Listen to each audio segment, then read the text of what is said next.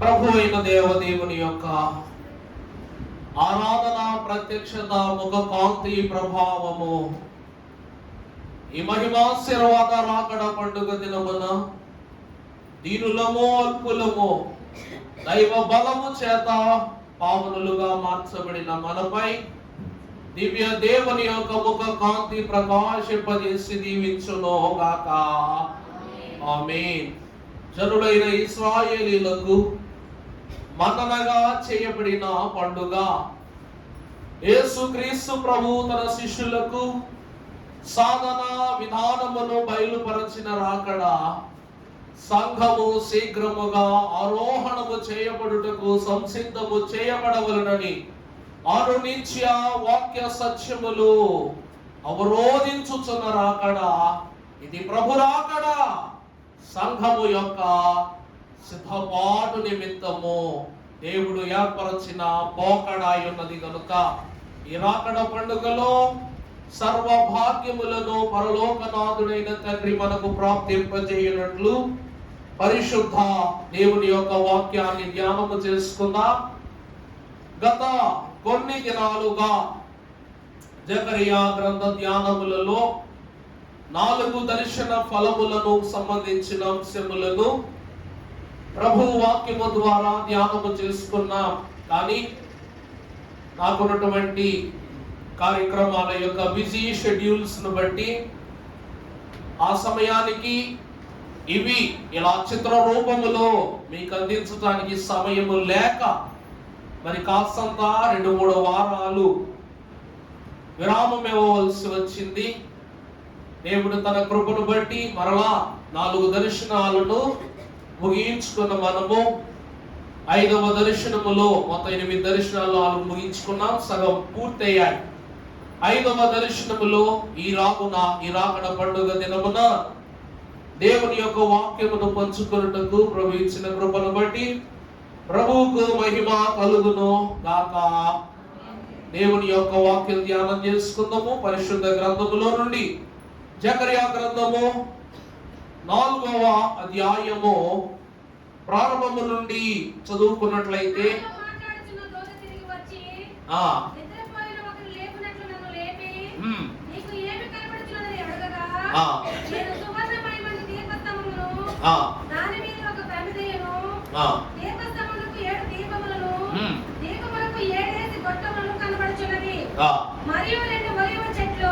మరియు 2 ఒలీవ చెట్లు దీప స్తంభమునకు కుడి ప్రక్కని ఒకటియు ఎడమ ప్రక్కన ఒకటియు కనబడుచు ఉన్నవని చెప్పి, నా ఏలినవాడా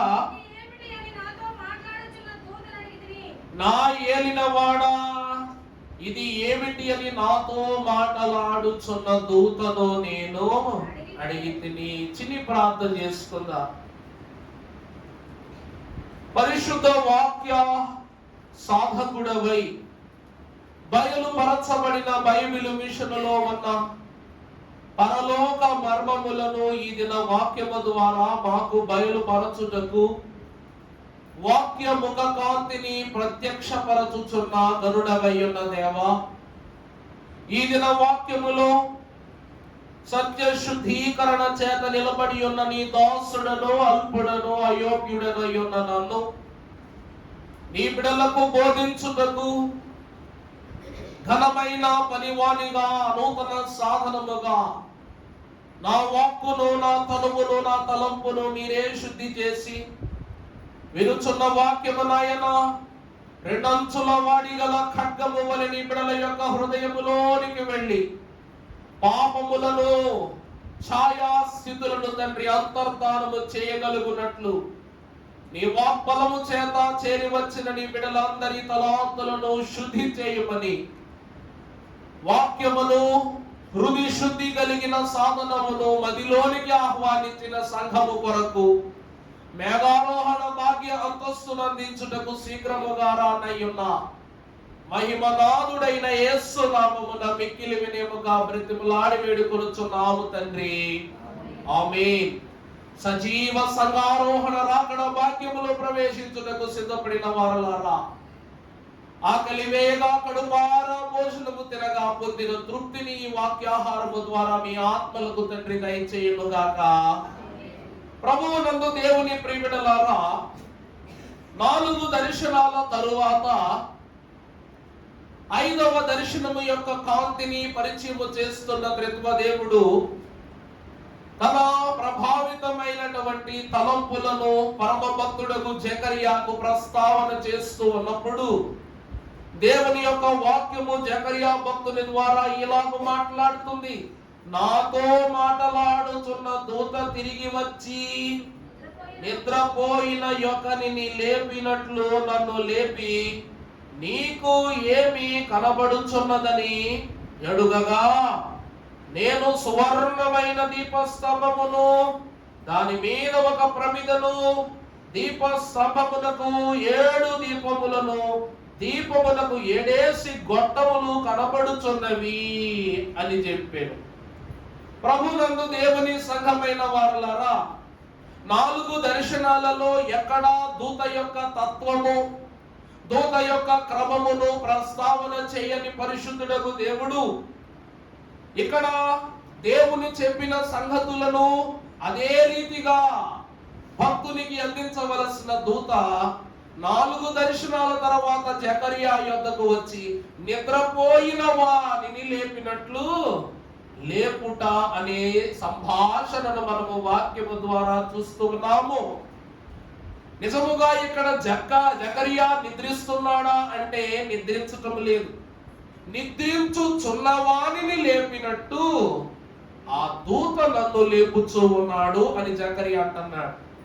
నిద్రించటము లేదు, కానీ నిద్రలో ఉన్న వానిని లేపినట్లు అతన్ని లేపటం అంటే అతను ఏమై ఉన్నాడట? పరధ్యానములో ఉన్నాడట. ఎక్కడున్నాడండి? అయ్యగారండి, మేము సినిమాలు చూసాం, ఇంట్లో కాదు. ఒకసారన్నా సినిమా థియేటర్కి వెళ్ళి చిన్నప్పుడో చదువుకున్నప్పుడో మేము చూసామన్న వాళ్ళు ఎవరైనా ఉన్నారా? అందరూ చూసిన వాళ్ళే, అందరూ దొంగలు చెప్పరు. నేను చూసే కాబట్టి. మరొక దినమున అయ్యగారు చూసారా? ఎవరు నరకానికి వెళ్తారు చెయ్యత్తండి అని చెప్పగానే ఎవరు చెయ్యత్తట్లా. చివరికి ఎవరు మిగిలిపోయారట? పాస్టర్ గారు చెయ్యెత్తి మిగిలిపోయాడంట. అందుకే దేవుని వాక్యం అంటూ ఉంది, నేను కూడా సినిమాలకు వెళ్ళాను చదువుకున్నప్పుడు. ఈ సినిమా చూసే విధానంలో సినిమా ఆరంభములో ఉండే ఉత్సాహం ఇంటర్వెల్కి వచ్చినప్పుడు ఉండదు. చూసారా? సినిమా సగం అయిపోయినప్పుడు ఏముండదు, ఆ ఉత్సాహం, ఆ ఆకర్షణ, ఆతురత సగం ఇంటర్వెల్కి రాగానే ఉండదు. ఎందుకంటే అప్పుడు ఆకలేస్తుంది. వీడు గంట ఎప్పుడు కొడతాడా, బయటకు వెళ్ళి పాప్కార్న్ తెచ్చుకుందామా, డ్రింక్ తెచ్చుకుందామా అని ఒక ఆలోచన అవునా కదా. ఎందుకంటే సినిమా జరుగుతున్నప్పుడు వాడు తలుపులు తెరవడు కాబట్టి. ఇప్పుడు ఏ పాప్కార్న్ అయితే, ఎటువంటి డ్రింక్ అయితే మనం తెచ్చుకోవడానికి ఎందుకు ఇష్టపడతామంటే సెకండ్ హాఫ్ ఇంకా బాగుంటుంది కాబట్టి. దాన్ని ఎలా చూడాలి? చాలా ఇష్టంగా చూడాలి. చాలా ఒక ఘనమైన ఇదితో దేవుని యొక్క తలంపును బట్టి ప్రభునందు ప్రియులారా సెలవిస్తున్నాను. 2వ భాగం ఎలా చూస్తామంటే చాలా ఆకర్షణీయంగా చూస్తాం. తింటూ కళ్ళు పెద్దవి చేసుకుంటూ చూస్తాం. 4 దర్శనాలలో ఉన్న మర్మాన్ని చెప్పగానే వెంటనే జకర్యాకి ఏమొచ్చిందంట? సినిమాలో ఇంటర్వెల్ వచ్చిందంట. రాగానే ఇతను ఏమైపోయాడు? ఒక రకమైన అలసటను పొందుకున్నాడు. అవునా కాదండి? ఒకే గదిలో ఒకే చైర్లో ఆ బొమ్మ వైపు తలెత్తి కళ్ళు ఆర్పకుండా చూస్తే కళ్ళు లాగుతాయి. ఒకే చోట్ల కూర్చుంటే శరీరం లాగుద్ది. అప్పుడు ఏం చేస్తాం? వాడు బెల్ల కొట్టగానే హమ్మయ్యా అని నిలబడతాం. బయటికి వెళ్ళి కావలసినవన్నీ కొనుగోలు చేసుకుని తెచ్చుకుని మరలా అదే చీరలో దర్జాగా కూర్చొని తదుపరి భాగమంతా కూడా ఆరగిస్తూ చూస్తాం. ఈరోజు యెహోవా యొక్క దూత ఈ జకరియా యొద్దకు వచ్చి నిద్రించుచున్న వానిని లేపినట్లు తట్టిలి, అనగా పరధ్యానములో ఉన్న వానిని లేపినట్లు లేపి అతనికి ఈ దర్శన వరములు, అసలు ఏంటి నువ్వు ఏమి చూస్తూ ఉన్నావు అని అతనిని అడగగానే, నేను 2 ఒలీవ చెట్లను చూశాను, అందులో మధ్యన సువర్ణమయమైన దీప స్తంభాన్ని చూశాను. ఇదిగో చూసారా, బొమ్మలో కనబడుతుంది. ఆ యొక్క దీప స్తంభములకు ఏమన్నాయంట? 2 గొట్టములన్నమాట ఒలీవ చెట్టు నుండి. అలాగనే ఈ దీప స్తంభములకు కూడా పైగా ఎన్ని గొట్టాలు ఉన్నాయి? 7 గొట్టములన్నమాట. అందులోని తైలము ఆ దీప స్తంభములో ప్రజ్వలించుచున్న 7 దీపముల మీదకు సారవంతముగా ప్రవహించుట నేను చూచి తిని అంటున్నాడు. ఈ యొక్క దర్శన స్థితిని దూతలైన వారు యెహోవా దూత ఎందుకు తన యొక్క పనిని, అనగా దేవుని యొక్క దూతగా ఈ యొక్క భక్తునికి ఈ వివరాన్ని ఎందుకు క్లుప్తముగా చూపించడానికి ఇష్టపడుతుంది? అసలు దూతలు ఎవరు అంటే ప్రియులారా, దేవుని వాక్యములో చూద్దాం. అమ్మా, పరిశుద్ధ గ్రంథములో ఒకసారి 4వ వచనంలో చదవండి, 5వ వచనం నుంచి కూడా చదవండి. అప్పుడు ఈ దూతను అడగగానే ఈ దూత అంటుంది, నాతో మాట్లాడుచున్న దూతను ఇది ఏమిటో నీకు తెలియదా అని నాకు తెలియదు అని నేను అంటిని. ఇప్పుడు ఈ దూత ఒక మర్మాన్ని జకరియాకు బోధిస్తూ ఉంది. ఏమిటంటది? ఈ సంగతి ఏమిటి అనగా ఈ దర్శనము యొక్క వివరం ఏమిటి అంటే, జెరుబ్బాబెలునకు ప్రత్యక్షమగు యెహోవా వాక్కు ఇదే. మరి జెరుబ్బాబెలుకు ఏ వాక్కు ప్రత్యక్షమైందో మరి ఈ రోజు ఈ వాక్య లేఖనం ద్వారా మనం తెలుసుకోవాలి. శక్తి చేతనైనను బలము చేతనైనను గాక ఆత్మ చేతనే ఇది జరుగునని ఈ యెహోవా దూత చెప్తున్న మాట ఏమిటంటే, జెరుబ్బాబెలునకు ప్రత్యక్షమైనటువంటి యెహోవా వాక్కు ఇదే. అంటే జకరియా కాదు మొదటిగా ఈ దర్శనాన్ని చూసిన వాడు. ఎవరు చూశారంటే ఇంతకు ముందే జెరుబ్బాబెలునకు ప్రత్యక్షమైన, రాశారా లేదా? జెరుబ్బాబెలునకు ఏమైనది? ప్రత్యక్షమైన వాక్కు ఇది. అంటే నువ్వు తర్వాత చూస్తున్న వ్యక్తివి, అందుకే నీకు దేవుడు మరలా చూపిస్తున్నాడంటే ఇందులో ఒక గొప్ప మర్మం ఉన్నది. అందుకే జాగ్రత్తగా చూడు. అమ్మ, ఎవరికైనా చోటు ఇవ్వదు, పక్కొచ్చేయండి ప్రశాంతంగాను. ఇక్కడ దేవుని ప్రియమిటులారా, ఎవరు అసలు ఈ దూతలు అనే మాటను మనము చూసినట్లయితే దేవుని వాక్యములో ఎన్నో సంగతులలో ఈ దూతల యొక్క ప్రస్తావనను మనము ఆదికాండము నుండి ప్రకటన గ్రంథము వరకు కూడా దూతల యొక్క ప్రస్తావనే ఉంటుంది మనకు. ఆదికాండములో ఏదేను వనము యొద్ద ఆదాము అవ్వలైన వారిని మొదట తండ్రి అయిన దేవుడు బయటకు పంపివేసినప్పుడు అగ్ని జ్వాలలు గల కెరూబులను దేవుడు ఆ స్థలమున కాపలాగా వచ్చినట్లు మనం చూస్తున్నాం. అలాగునే తన సహోదరుడైన కయూనును హతమార్చునప్పుడు, హేబేలును హతమార్చునప్పుడు ఈ యొక్క రక్తము యెహోవా సన్నిధిని తాను ఘోషించుచున్న విధము తండ్రి అయిన దేవునికి ఎలా తెలుసు అంటే దూతల ద్వారానే.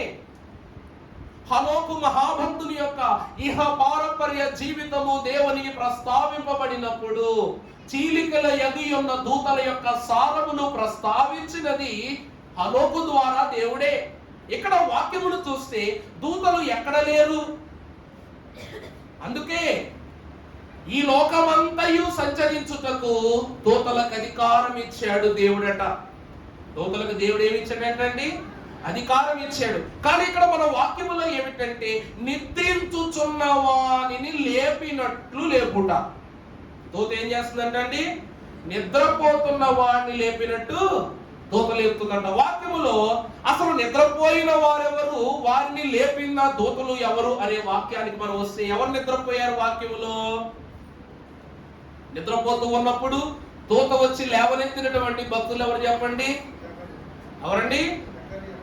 జకరియా నిద్రపోతున్న వాడిని లేపినట్టు అన్నారు, కానీ నిద్రపోతున్న నన్ను లేపినట్టు అనలా వాక్యంలో. అతడు పరధ్యానంలో ఉన్నాడు, నిద్రపోవట్లా. అందుకే దూత అడగగానే నీకేం కనిపించింది అనగానే నాకు దీపస్తంభం కనిపించింది, ఒలివ చెట్లు కనిపించింది అంటే చెప్పేశాడు కదా. నిద్రపోతే చెప్పంగా. వాక్యంలో ఇంకా ఎవరన్నా ఉన్నారా? ఎవరండి? చాలా సంతోషం. మా పాత నిబంధనలు ఎవరండి? ఏలియా. మన గతములో 7 విందుల గురించి ధ్యానం చేసుకున్నప్పుడు ఏలియా బయలు ప్రవక్తలను హతమార్చి యెహోవా అగ్నిని దించి దేవుని పర్వతమైన హోరేబునకు ప్రయాణమై 40 దినాలు చేసిన ఉపవాసమునకు బలమునిచ్చుట నిమిత్తము యెహోవా దూత బదిరీ వృక్షము కింద ఉన్న ఏలియా యొద్దకు వచ్చి కాల్చబడినటువంటి అప్పమును ఏమండి అలాగనే ద్రవమును అతనికి ఇచ్చి ఈ బలము చేత నువ్వు 40 రాత్రింబగళ్ళు చేయవలసిన శక్తికి మించిన ప్రయాణం చేయాలి అని చెప్పిందా లేదా? పాత నిబంధనలో దూత చేత నిద్ర లేపబడిన భక్తుడు ఎవరునగా ఏలియా. మరి కొత్త నిబంధనలు ఎవరున్నారు చెప్పండి? కొత్త నిబంధనలు ఎవరున్నారు? ఎవరండి? పేతురు గారు ఉన్నారు కదా. పేతురు ఉన్నాడు కదా. పేతురుకు రేపొద్దున ఊరైతే చెరసాలలో ఏం చేస్తున్నాడు? నిద్రపోతూ ఉన్నప్పుడు దూత వచ్చి ఏమంటుంది? పేతురు లెగు, ఎంతసేపు పడుకుంటావు? లేకంటే లేచి దూత వైపు చూచి అది కలనుకుని ఏం చేశాడంట? మరలా పడుకున్నాడంట. పరిశుద్ధ గ్రంథములో నుండి పేతురు రాసిన అపోస్తల కార్యముల గ్రంథం 12వ అధ్యాయం 6వ వచనం చదువుకున్నట్లయితే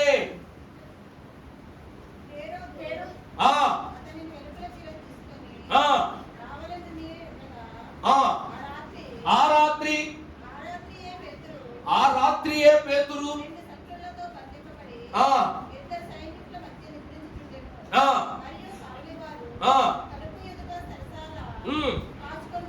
తరువాత ఇదిగో ప్రభువు దూత అతని దగ్గర నిలిచెను. అతడుండిన గదిలో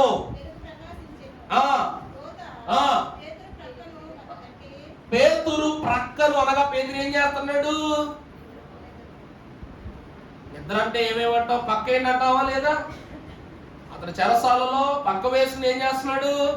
నిద్రపోతున్నప్పుడు పండుకొని ఉన్న అతని ప్రక్కకు వచ్చి ప్రక్కలో ఉన్న అతను ఏం చేస్తుంది? తట్టి త్వరగా లేమని చెప్పి అతని సంకెళ్ళును లేపగా దూతలు ఆది కాండం క్షమించాలి పాత నిబంధన పాఠ్యములో ఏలియా మహాభక్తునికి ఆహారము పెట్టి నిద్ర లేపి ఏం పెట్టిందంట? ఆహారము పెట్టింది. దేవదూతలే ఆహారము పెట్టిన స్థితి. రెండవదిగా చూస్తే క్రొత్త నిబంధనలో పరమ భక్తుడును క్రీస్తు ప్రధాన శిష్యుడైన పేతురుకు ఏమిటంట? నిద్ర లేపి అతనుకు మరణ శిక్ష నుండి తప్పించాడు దేవుడు దూత ద్వారా. దేవుని యందు ప్రియమిడలారా, దూతలైనటువంటి వారు ఈ పనులు ఎందుకు చేస్తున్నారు? అసలు దూతల పనులు ఏంటి? ప్రభు మనకి ఏమన్నా చెప్తే మనకు చెప్పటం, అంతే కదండి. ప్రభు మనకి ఏమన్నా చెప్పారనుకోండి, ఏం చేయాలి? ఆ విషయాలన్నీ తీసుకొచ్చి మనకు చెప్పాలి. మరి ఇవన్నీ చేయకుండా దూతలు నిద్ర లేపటం ఏంటి? భోజనాలు పెట్టడం ఏంటి? అసలు దూతల యొక్క పనులు ఇవేనా? అసలు దూతలు మనకి ఇవన్నీ ఎందుకు చేయాలి? అసలు దూతలకి మనకి ఉన్నటువంటి సంబంధం ఏంటి? మనం ప్రభు బిడ్డలు, దూత బిడ్డలమని ఎక్కడా వాక్యం చెప్పలేదు. మరి అలాంటి దేవుని బిడ్డలకు దూతలు ఎందుకు ఎంత సహకార బృందంగా ఉన్నారంటే, దైవజనులు దేవదాసయ్య గారి కీర్తనలు ఏమని రాశారు? దూతలు ఎవరంట? మా మిత్రులైనా మహిమ దూతనే ఇంకా మా మిత్రులైనా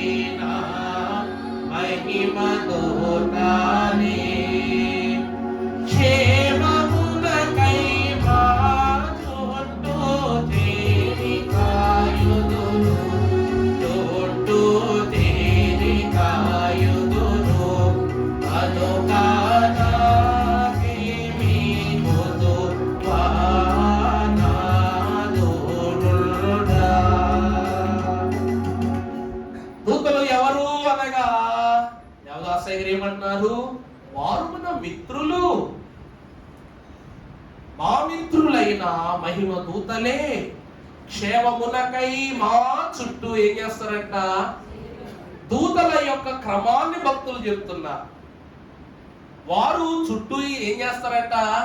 చేరి కాచేవారై ఉంటారంట. పరిశుద్ధ గ్రంథములో మనము చూసినట్లయితే కీర్తనల గ్రంథం 34వ అధ్యాయం 7వ వచనం చదువుకుందాం.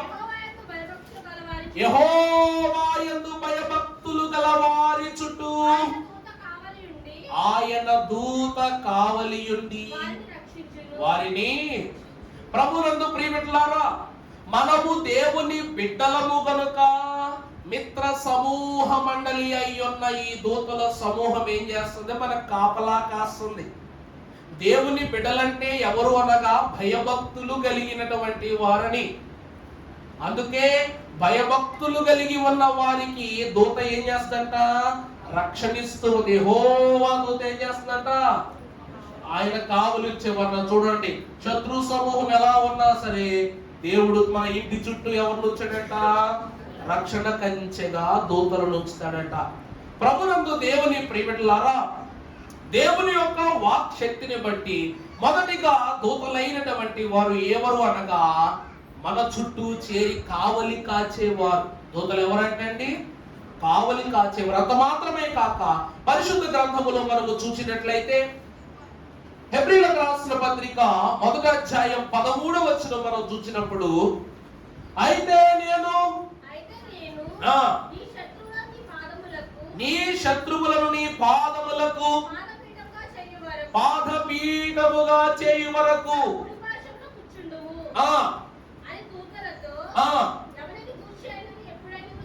చెప్పినా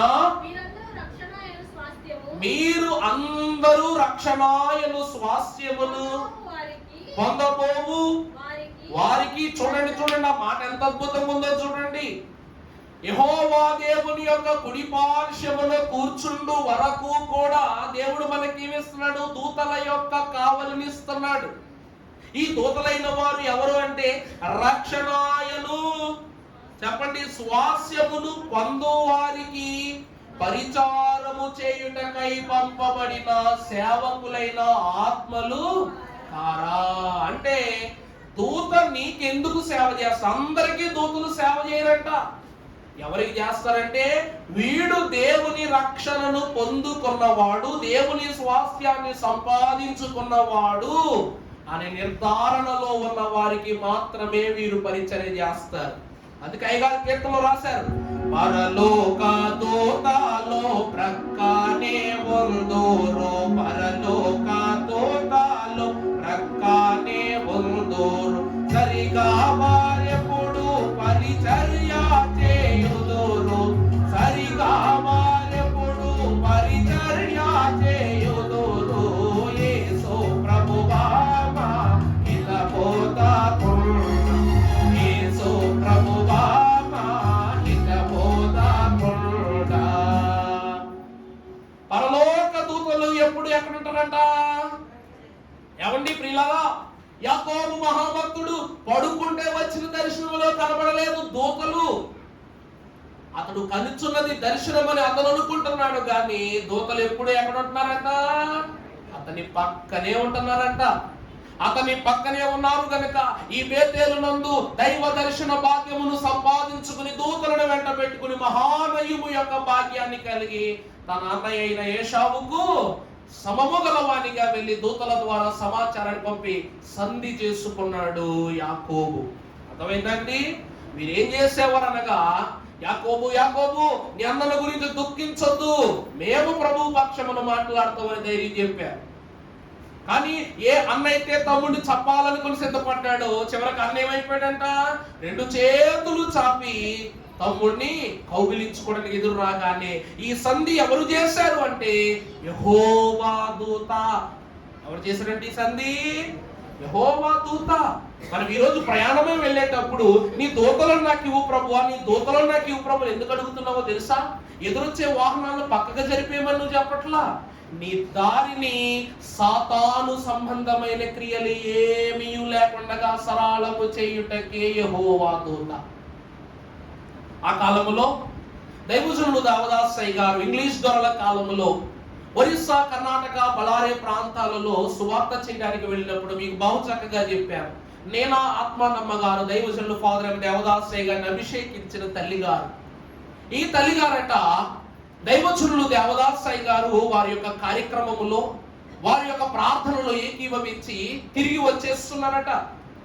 తిరిగి వచ్చేస్తూ ఉన్నప్పుడు అయ్యగారు పొరపాటున ఆ ప్రార్థన అంతా ముగించుకుని ఆ గది తాళము అయ్యగారు జోబులో పెట్టుకుని వచ్చేసారంట. దేవదాసయ్య గారండి, ఆయన ఏ చోటైతే ప్రార్థన చేసుకున్నారో ఆ ప్రార్థన స్థలముకు సంబంధించిన తాళపు చెవులు ఉంటాయి కదా, అది తాళపు చెవులు తీసుకుని జోబులో పెట్టుకుని పొరపాటున ప్రయాణమే బయలుదేరిపోయారట. వెళ్ళిపోతే అప్పుడు నేను ఆత్మానమ్మ గారి సంఘములో అయ్యో తర్వాత దొరలైన వారు వచ్చి ప్రార్థన చేసుకునేటువంటి కార్యక్రమం ఉంది కదా, నేనేమో తాళపు చెవులు తీసుకొచ్చేస్తానని దేవదాసయ్య గారు ఏం చేస్తారంట, ఆయన ప్రార్థన చేసుకుని ఆయన ప్రయాణంలో ఒక చోట చాలా దూరం వెళ్ళిపోయి ప్రార్థన చేసుకుని యెహోవా దూతను పిలిచి ఈ తాళపు చెవులు వాళ్ళకి ఇచ్చి రమ్మని చెప్పారట. ఎంత అద్భుతమో చూసారా? ఇక్కడ ఉన్న దైవజనుడు దేవుని యొక్క ప్రార్థన స్థితులేమియూ కూడా విరామము కాకుండా ప్రార్థించి దేవుని యొక్క దూతను పిలిచి ఈ తాళపు చెవులు అక్కడ ప్రార్థనా క్రమం జరిగించుకునే వారికి అందజేయని ఆత్మానమ్మ గారి సంఘానికి అయ్యగారు పంపించారంట. ప్రభునందు ప్రియబిడ్డలారా, దూత ఏ స్థితిని బట్టి మన కొరకు పనిచేస్తుందంటే శక్తి చేత, బలము చేత వారు మన నిమిత్తం పనిచేయరు. నీకు శక్తి ఉందనో, నీకు బలం ఉందనో వారు నీకు పరిచర్య చేయరట. ఆత్మ కార్యముల ద్వారా అక్కడ వాస్తుంది కదా మాట, వీరు పరిచార రక్షణ అను స్వాస్యమును పొందబోవు వారికి పరిచారము చేయుటకై పంపబడిన సేవకులైన ఆత్మలు కారా. వీరు ఆత్మ సంబంధమైన క్రియలు జరిగించేటువంటి వారి కోసం పనిచేస్తారు తప్ప శరీర క్రియల కోసం వీరేమి చేయరట, పని చేయరని దేవుని వాక్యం అంటుంది. మొదటిగా దూతలు ఎవరు అనగా కాపలా కాసేవారు. రెండవది పరిచర్య చేసేవారు. కాపలా వేరు, పరిచర్య వేరండి. కాపలా అనేది వేరు, పరిచర్య అనే పదం వేరు. తర్వాత మూడవదిగా మనము చూసినట్లయితే ప్రియులారా, దూతలు ఏమై ఉన్నారు అనగా వాక్యం చదువుకుందాం. పేతురు రాసిన మొదటి పత్రిక 1వ అధ్యాయము 12వ వచనం చదువుకున్నట్లయితే, పరలోకము నుండి పంపబడిన, చూడండి, పరలోకము నుండి పంపబడిన పరిశుద్ధాత్మ వలన మీకు సువార్త ప్రకటించిన వారి ద్వారా ఈ సంగతుల విషయమై మాట చూడండి ఒకసారి. తమ కోసం కాదు గాని ఎవరి కోసం? మీ కోసం ఏం చేస్తున్నారు వాళ్ళు? పరిచర్య చేసినని సంగతి వారికి బయలుపరచబడిన తర్వాత దేవదూతలు ఈ కార్యములను చాలండి. మూడవదిగా దేవదూతలైన వారు ఎవరు అనగా దేవుని వాక్యం అనే క్రమము ఎక్కడ ప్రస్తావించబడుతూ ఉన్నదో, లేక దేవుని సువార్త ఎక్కడ వినబడుతూ ఉన్నదో ఆ స్థలము చుట్టూ కూడా వారు ఏమైపోతారంట, చేరి మన ప్రార్థన మనవులను చూస్తూ ఉంటారట. మన వాక్య జీవితాన్ని వారు గమనిస్తారంట. అందుకే దేవదాసయ్య గారు అన్నారు, రెక్కలు గలవి సమాచారమును ఏం చేస్తాయంట, తెలియజేస్తాయంట. రెక్కలు గలవి అనగా పక్షులు కాదు. చెప్పానుగా, శరీర సంబంధమైన వానిగా ఆలోచిస్తే నీకు పక్షులే గుర్తొస్తాయి. ఇక్కడ చెప్పవచ్చునో లేదో నాకు తెలియదు కానీ ఆ కాలంలో ద్రోణాచార్యుడు అనే ఒక గురువు అట ఆకాశము వైపు ఒక చెట్టు మీద ఉన్న పక్షిని చూపించి, శిష్యులారా అక్కడ ఒక పక్షి యొక్క కన్ను మీకు గురిగా కనబడాలి అని చెప్పి ఒక్కొక్కరిగా పిలిచి మీకు ఏం కనబడుతుందని అడిగాడంట. అడగగానే నాకు పక్షి కనబడుతుంది, పళ్ళు కనబడుతున్నాయి, ఆకాశం కనబడుతుంది అని ఒకడు అంటున్నాడు.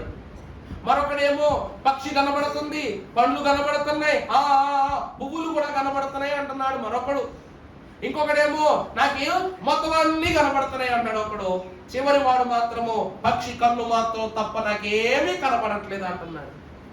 శరీర సంబంధమైన క్రియలను చూస్తే అన్ని కనబడతాయి, ఆత్మ సంబంధమైన తలంపుతో చూస్తే గురి మాత్రమే కనబడుతుంది. ఆ గురియే దేవదూత యొక్క తలాంతు. అందుకే దేవదాసయ్య గారు అన్నారు, బరి మీద ఉన్నప్పుడు గురి యొద్దకే పరిగెత్తుటకు సంసిద్ధము కావాలి గాని పరలోక బరిని దాటి లోకము దరికి చేరినట్లయితే దేవుడు ఏం చేస్తాడంట?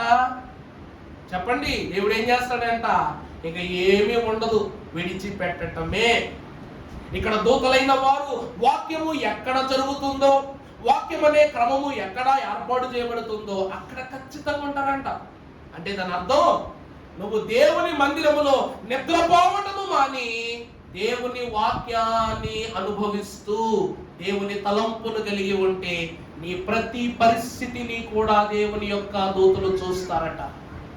అందుకే అయ్యగారు అన్నారు, నువ్వు వాక్యాన్ని చదువు, వాక్యం నిన్ను చదువుద్ది అన్నారు. నువ్వు వాక్యాన్ని చదివితే వాక్యం ఎవరు చదువుద్ది? మనల్ని చదువుద్దట.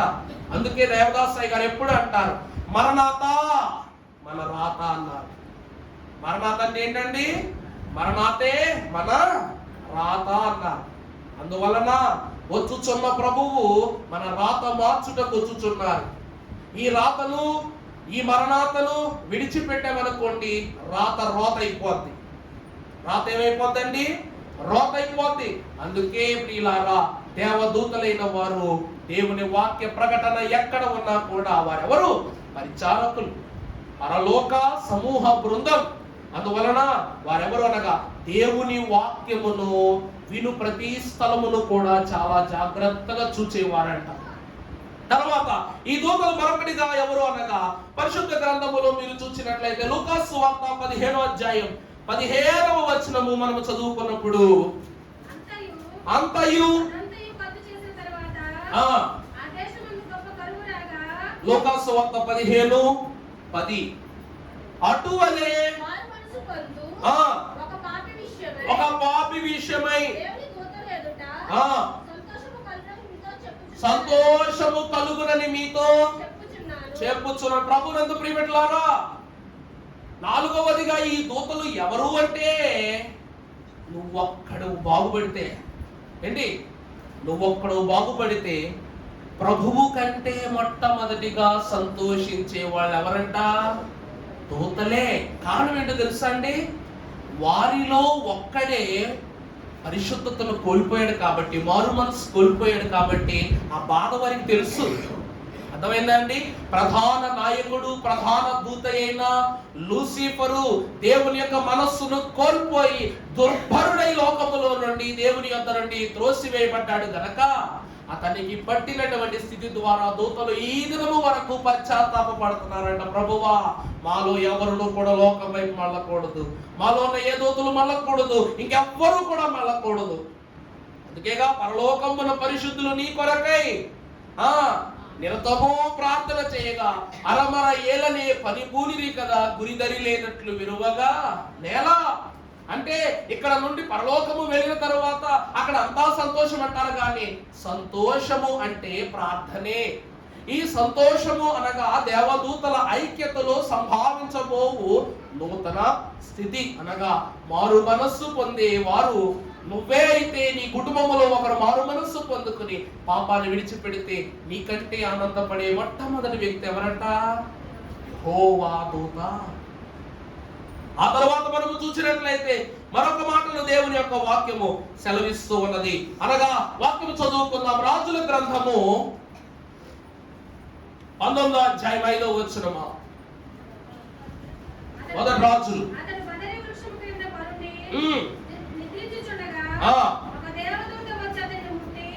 ఒక దేవదూత వచ్చి అతనిని ముట్టి అతడు చూచినంతలో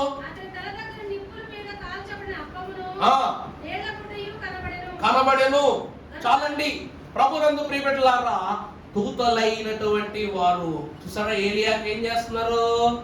అబ్బా ఏలియా, నువ్వు అనుకుంటున్నావు కానీ, నువ్వు వింటున్నావు కానీ, నేను చేయగలను అనుకుంటున్నావు కానీ, నువ్వు ఎత్తుకున్న భారం ఏదైతే ఉన్నదో అది సామాన్యమైనటువంటి భారము కాదు, బాధ్యత కాదు. బయలు ప్రవక్తలను ఓడించడం అంటే లోకములో ఒక సవాలు నిలపటమే, సాతానుకు సవాలు విసరటమే. అందువలన ఇది నీ శక్తికి మించిన ప్రయాణం. అందువలన దూత తానే ఒక నిప్పులపై ఒక అప్పమును కాల్చి అతనికి ద్రవమునిచ్చి బలమును అందుకొనమని దూత చెప్తూ ఉంది. దేవుని యందు ప్రియబిడ్డలారా, దానియేలు మహాభక్తుడు కూడా సింహముల బోనులో ఉన్నప్పుడు దేవుని యొక్క దూత దానియేలు యందు నిలిచి సింహముల యొక్క నోళ్లను కట్టివేసినట్లుగా మనం చూస్తున్నాం. అదే వాక్యాన్ని మనం ఒకసారి చూసినట్లయితే దానియేలు గ్రంథం 8:18 మనం చదువుకున్నప్పుడు,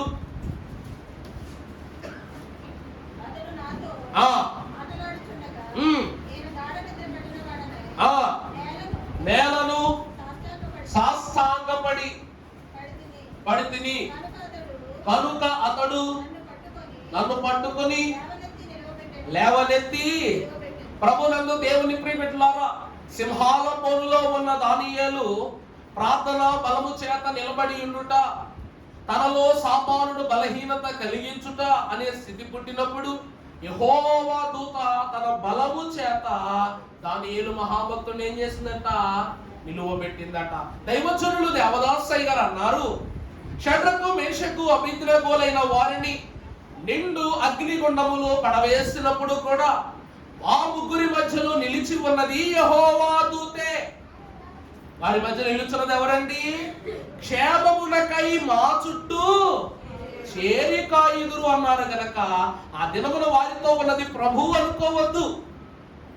ఏమండి, దైవజనులు అన్నారు, ఒక ప్రభువు మాత్రమే మనకు తోడలేరు. ఎవరున్నారంటే ప్రభువు దూతలోనో పరిశుద్ధులు, ఇక ప్రభువు దూతలోనో పరిశుద్ధులు, విభవముగా మన మధ్యమసలుచు వెలుగుచుందురుగా, వెలుగుచుందురుగా, కనుక నాకేమి కొదువా నా తోడుండా. ప్రభువు వాక్యం అంటుంది, దైవజనులు అంటున్నారు, ప్రభువును దూతలను పరిశుద్ధులను. అమ్మో, ప్రభువు ఒక్కరే కాదంట. ప్రభువు లేకపోతే దూతలు, ఆ తదుపరిగా పరిశుద్ధులు. భూస్థాపన క్రమం చేసేటప్పుడు మనం ఒక క్రమాన్ని చూస్తాం. చాలా మంది భూస్థాపన అంటే గృహము యొక్క ఒక క్రమం, ఆ తదుపరి భూస్థాపన చేయటానికి సమాధుల యొక్క దొడ్డి దగ్గరికి వెళ్ళినప్పుడు మరో క్రమం చేస్తాం. ఈ క్రమము ఇంటి దగ్గర ఎందుకు జరిగిస్తారో తెలుసా? మీరు ఏదో కళ్ళు మూసేసుకుని ఇన్నేసి వెళ్ళిపోతారని కాదు. అక్కడ ఒక మాట నేను చెప్పిస్తాను, మరి ఏ గళ్ళు చెప్పిస్తారో లేదు తెలియదు. ప్రభువా, మృతులైన భక్తులు నీ దగ్గర ఉన్నారు, నువ్వు మా దగ్గర ఉన్నావు. భక్తులు ఎక్కడ ఉన్నారు? చనిపోయిన వాళ్ళు నీ దగ్గర ఉన్నారు, నువ్వెక్కడున్నావు? మా దగ్గర ఉన్నావు. వాళ్ళు నీ దగ్గర ఉన్నారు, నువ్వు మా దగ్గర ఉన్నావు అంటే వాళ్ళు ఎవరి దగ్గర ఉన్నట్టు? మా దగ్గర ఉన్నట్టే. ఇప్పుడండి నా దగ్గర 1000 రూపాయలు ఉన్నాయి, రాజుగారికి ఇచ్చాను.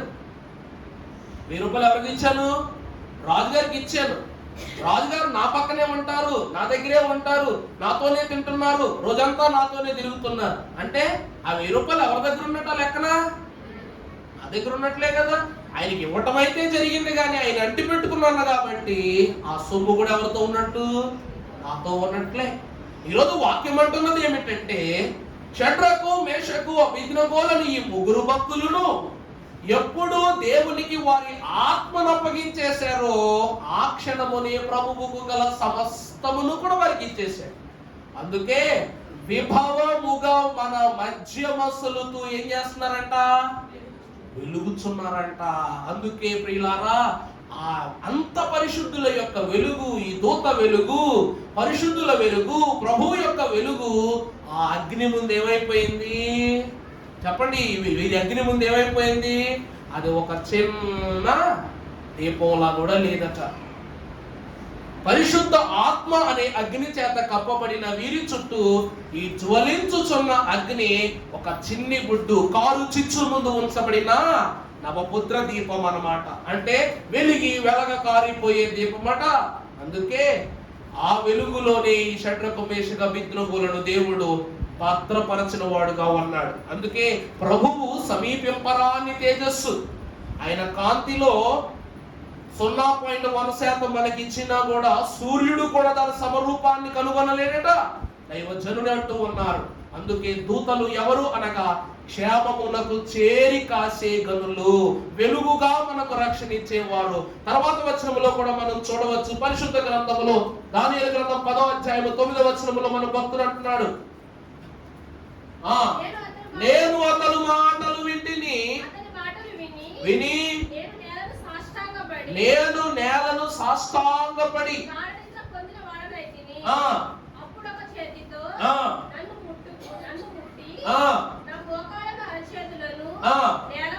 నేల మోపి దానియేలు ప్రభునందు దేవుని ప్రియబిడ్డలారా, దేవుని యొక్క దూత ఏం చేస్తుంది దానియేలు అంటే, అతనిని ముట్టుకొని మోకాళ్ళను అరచేతులను నేల మోపి నన్ను నిలువబెట్టి, దానియేలు నీవు బహుప్రియుడు, తర్వాత కనుక నేను నీ యొద్దకు. ఎంత అద్భుతమైన సంగతి! నువ్వు నాకెవరివి? బహుప్రియుడవు కనుక నేను నీ యొద్దకు పంపబడింది. నీవు లేచి నిలువబడి నేను నీతో చెప్పు మాటలు తెలుసుకొనుము. అతని మాటలు నాకు చెప్పగా నేను వణుకుచూ నిలబడతానంటే రాజు లేకపోతే చుట్టుపక్కల ఉన్న సైన్యము కాదు, సాతానుడు ఏం చేస్తున్నాడట? వణుకుతూ నిలబడుతున్నాడట. అయ్యారండి అంశంలోనికి మనం ఇంకా రాలా. విచిత్రం ఏంటంటే ఇక్కడ యెహోవా దూత గురించి చెప్తున్నాం. ఇప్పటి వరకు యెహోవా దూత చెప్పిన మాటలు చెప్పుట మనము 4 దర్శనాల్లో చూసాము, కానీ ఇక్కడ యెహోవా దూతయే తన ప్రత్యక్షతను జకర్యాకు చూపించిన దాని వివరాన్ని అడుగుట ఈ దర్శనంలోనే చూస్తున్నాం మనం. ఇప్పటి వరకు ప్రభు ఏదో చెప్పారు, నాకు చెప్పేసింది జకర్యా, కానీ ఇప్పుడు ఏంటి తెలుసా? నేనేం చెప్పాను నాకు మళ్ళా రిటర్న్ చెప్పు, నువ్వేం చూస్తున్నావో నాకు చెప్పు అని దూత తిరిగి ప్రశ్నిస్తున్నట్లుగా మా వాక్యంలో చూస్తున్నాం. ఇక్కడ మనము చూస్తే దూత బలమునిచ్చేదై ఉన్నది, దూత లేవనెత్తేదై ఉన్నది, దూత దేవుని యొక్క ఏర్పాటు ద్వారా తన యొక్క వాక్కు ద్వారా మనల్ని బలపరిచేదై ఉన్నది. తర్వాత కూడా మనము చూసినట్లయితే ప్రియులారా, ఇప్పుడు వాక్యములోని కొంత యెహోవా దూత ద్వారా రాకడ సంఘమునందు సిద్ధపడి ఉన్న మనకు దేవుడు కనపరుస్తున్న సత్యములు ఏమిటి అంటే, అసలు రాకడ వధువు సంఘమునకు ఉండవలసిన బహు చదునైన లక్షణములు ఏమిటి అంటే ప్రత్యక్షత. ఈ జకర్యా పొందుకున్న 8 దర్శనాల ద్వారా ఇతడు ఏ అనుభవాన్ని సంపాదించుకుంటున్నాడంటే ప్రత్యక్షత. అసలు మిమ్మల్ని ప్రశ్న అడుగుదాం అనుకున్నాను, బొమ్మెట్టేశాను కాబట్టి చూసి చెప్పండి, అందరూ చదవండి. మనకు మొత్తం ఎన్ని ప్రత్యక్షతలు ఉన్నాయి వధువు సంఘానికి? మొదటిది స్వర ప్రత్యక్షత. పాత నిబంధనలో ఉన్న ప్రతి భక్తుని దేవుడు మాటతోనే గద్దించాడు. నేను అబ్రహాము దేవుడను, ఇస్సాకు దేవుడను, యాకోబు దేవుడనై ఉన్నాను, కానీ ఏ దినమున నేను వారి దేవుడను అని వారికి కనబడలేదు, వినబడ్డాను తప్ప. అవునా కదండి? మొదటిది స్వర ప్రత్యక్షత. ఆయన తన వాక్కును పంపి వారిని బాగు చేశాడు. రెండవది చూస్తే దర్శన ప్రత్యక్షత. ఈరోజు జకర్యా అనుభవిస్తున్నాడు దర్శన భాగ్యాన్ని. ఏం చేస్తాడండి? దర్శనముల ద్వారా రాకడలో జరగబో ప్రతి సత్యాన్ని కూడా చూస్తున్నాడు. తర్వాత మూడవది ఊహా ప్రత్యక్షత. ఊహ ఎవరికి కలిగింది చెప్పండి? వాక్యములో ఊహను ఊహించినటువంటి వారు ఎవరు చెప్పండి? తనకు కలగబోవు మరణాంధకారమైన బలహీనతను ఊహించిన పరిశుద్ధుడైన హిజ్కియా దేవుని యొక్క ఆలోచన హిజ్కియా యొద్దకు రాకమునుపే 15 ఏళ్ల ఆయుష్కాల తీర్మానాన్ని దేవుని సన్నిధిలో ప్రార్థనలా పెట్టేసుకున్నాడు. అప్పుడే అర్థమవుతుందండి? సమస్య రావటానికి ముందే పరిష్కారము కొరకు ఏం చేస్తాడు ఇతను? ఈరోజు అంటారు ఒక మందు తయారు చేసేటప్పుడు దానికి సంబంధించినటువంటి దానిలో ఉన్న సైడ్ ఎఫెక్ట్స్ ఏంటి, అలాగనే దాని వల్ల ఉండేటువంటి చెప్పండి పాజిటివిటీ ఏంటి, నెగిటివిటీ ఏంటి అన్నది కూడా అక్కడికక్కడే తేడాగా చూసేస్తారు. ఒక విషాన్ని తయారు చేసే ముందు దాని యాంటీడోట్ తయారు చేసేస్తారు. కోవిడ్ వచ్చింది, మరి కోవిడ్ వచ్చింది కానీ అది చైనా వాడు తెచ్చాడు, ఎవరు తెచ్చారు మనకు ఎరుగం, కానీ యాంటీడోట్ అన్న పేరుతో వేసారు 4-5 టీకాలు. మరి ఎంతవరకు పనిచేస్తున్నాయో మనకైతే తెలియాలి, దేవుడికే తెలియాలి. దేవుని ప్రియబిడ్డలారా, ఇక్కడ వాక్యం అంటూ ఉంది, ఊహ అనగా జరగబోవు సంగతులు. దేవుని వాక్యము ద్వారా యోహాను మహాభక్తుడు పరలోక మర్మాలను ఊహించుకొనుచున్న గనుడు. అందుకే ప్రభు అంటారు, యోహాను ఇప్పటి వరకు నువ్వు చూచిన సంగతులు, విన్న సంగతులు చాలు, కానీ ఇక జరగబోవు సంగతులన్నీ నీకు ఎక్కడి నుండి నేను చూపిస్తాను రమ్మంటాడు దేవుడు. అవునా కాదండి?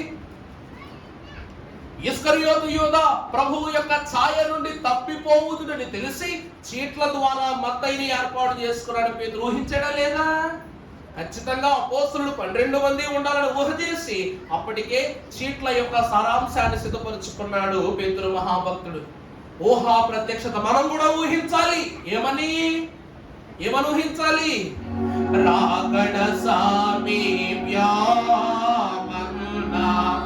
లోకము హేళన చేయు, లోకముతో నీ సంగము కూడా, లోకముతో నీ సంగము కూడా ఏకమాయను ఏమీ చేతును, ఏకమాయను ఏమీ చేతును వరదారానునా